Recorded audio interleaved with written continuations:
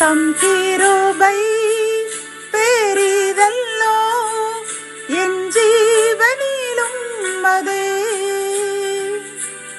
இம்மட்டும் காத்ததுவே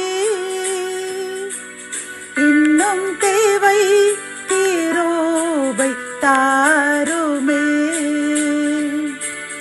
இன்னும் தேவை கிருபை தாருமே.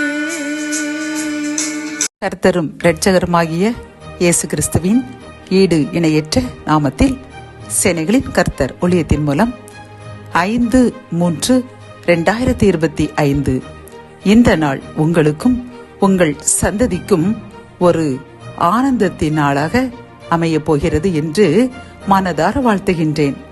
இன்று நாம் அறியவிருக்கும் கிருபையின் வார்த்தைகள் ஏசாயா 59 அதிகாரம் 1 வசனம். இதோ ரட்சிக்க கூடாதபடிக்கு கர்த்தருடைய கை குறுகி போகவும் இல்லை, கேட்க கூடாதபடிக்கு அவருடைய செவி மந்தமாகவும் இல்லை. கத்தோலிக்க வேதாகமம் இவ்வாறு கூறுகின்றது. மீட்க இயலாதவாறு ஆண்டவரின் கை குறுகிவிடவில்லை, கேட்க முடியாதவாறு ஆண்டவரின் காது மந்தமாகி விடவில்லை என்கின்றது. பிரியமானவர்களே, இன்றிலிருந்து நாம் லென்த் என்னும் கிருபையின் நாட்களை அனுசரித்து வருகின்றோம். அப்படி என்றால் இந்த ஒரு வருட காலத்திலும் நாம் அறிந்தும் அறியாமலும் செய்த பாவங்களை நாம் உணர்ந்து அதை இறைவனிடம் அறிக்கையிட்டு பாவ மன்னிப்பை பெற்று நாம் ரட்சிப்பை அடைவதற்கான வழியை தேடுவதுதான் இந்த லென்த் என்னும் கிருபையின் நாட்கள். பிரியமானவர்களே, இது நாம் அனைவரும் அறிந்த விஷயம்தான். இதனால் இன்று நாம் நம்முடைய பாவங்களை, சாபங்களை, நம்முடைய இன்பா நேச்சர்ஸ் பிறவி குணங்களை நாம் கர்த்தருக்குள் அறிக்கையிட்டு இந்த அறியாமல் செய்த பாவங்களையும் அறிந்து கூட சில நேரங்கள் சுயநலத்திற்காக நம்ம அது தவறு என்று தெரிந்து கூட நாம் சில காரியங்கள் செய்திருப்போம். இதை கூட நாம் ஆண்டவரிடம் அறிக்கையிடும் பொழுது கர்த்தர் கூறுகின்றார், ரட்சிக்க கூடாதபடிக்கு என்னுடைய கை குறுகி போகவும் இல்லை. உங்களுடைய பாவங்களை நீங்கள் அறிக்கையிட்டு மனம் மாறும் பொழுது அதை கேட்க கூடாதபடிக்கு என்னுடைய செவி மந்தமாகவும் இல்லை.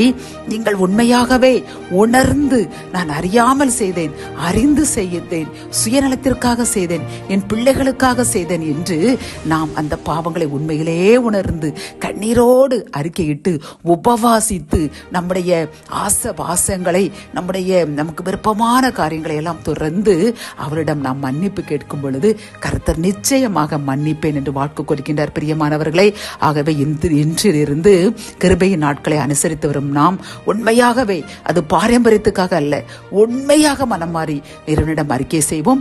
கர்த்தர் நம்மை ரட்சித்து நம்முடைய பாவ மன்னிப்பை ஏற்று நம்மையும் நம் சந்ததியையும் ஆசீர்வதிப்பார். ஜெபம். என் அன்பு தகப்பனே, இந்த கிருபையின் நாட்களில் நாங்கள் எங்களுடைய பாவங்களை உண்மையாகவே நாங்கள் மனம் மாறி உணர்ந்து தவறு என்று உணர்ந்து அறிக்கையிட்டு கண்ணீரோடு சமர்ப்பிக்கும் பொழுது எங்கள் பாவங்களை மன்னிப்பீர். உமது கை குறுகி போகவும் இல்லை, எங்களுடைய பாவ மன்னிப்பை கேட்காதபடி உமது செவி மந்தமாகவும் இல்லை. கண்டிப்பாக எங்களுக்கு இறங்கி எங்கள் பாவங்களையும் சாபங்களையும் மன்னிப்பேன் என்று கூறின இந்த கிருபையின் வார்த்தைக்காக நன்றியப்பா. என்னுடன் சேர்ந்து யார் யாரெல்லாம் நாங்கள் உண்மையிலேயே நாங்கள் எங்கள் பாவங்களை அறிக்கையிடுகின்றோம், மன்னிங்க என்று கண்ணீரோடு கெஞ்சுகிறார்களோ, எங்கள் பாவங்களை சாபங்களை மன்னித்து எங்களையும் எங்கள் சந்ததியும் ஆசீர்வதிங்க, பரிசுத்த சந்ததியாக மாற்றுங்க. மீட்பர் இயேசுவின் மூலம் ஜெபம் கேடும் நல்ல தகப்பனே, ஆமேன்.